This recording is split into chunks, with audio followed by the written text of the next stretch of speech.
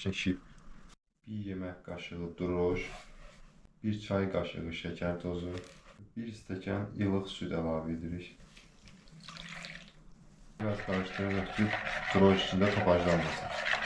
Streç ilə ağzını bağlayıb 10 dəqiqə qoyuruq ki, mayalansın. Artıq tamam oldu. Baxın, bu şəkildə köpüklənməlidir. Təxminən 4 stəkan unu əlavə edirəm. 3 yemək qaşığı qatıq, 3 yemək qaşığı duru yağ, 1 yemək qaşığı duz. Xəmiri yoğurmağa başlayırıq.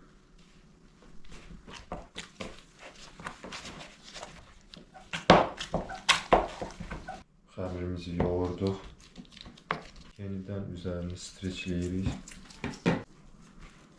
Və xəmir gedir yarım saat dinlənməli. Dönərin içi üçün toyuq budur. Budun həm dərisini soyacaq, həm də sümüyündən əti ayıracaq. Ətləri sümüyündən ayırdıq. İndi dostlar, əti xırda-xırda doğrayacağıq. Xırda-xırda doğradıq. İndi keçirik pişirmə mərhələsinə.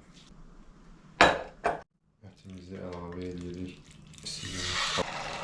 Ətin ədviyyatlarını əlavə edirik.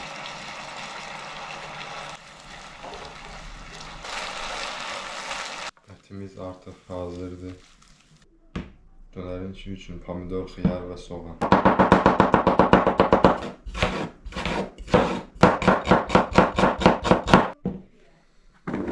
Xəmirimiz qəşəng pişib.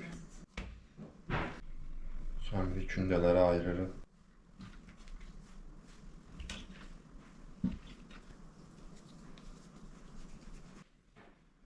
Üzərini örtürük və 10 dəqiqə dinlənməyə qoyuruq.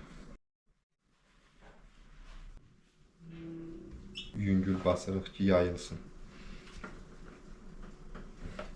Qalınlığı təxminən bu şəkildə olur.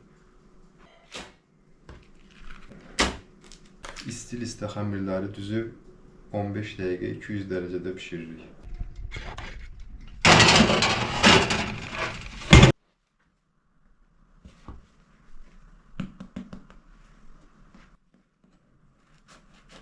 Baxın dostlar, çox gözəl, içi boş, şişib.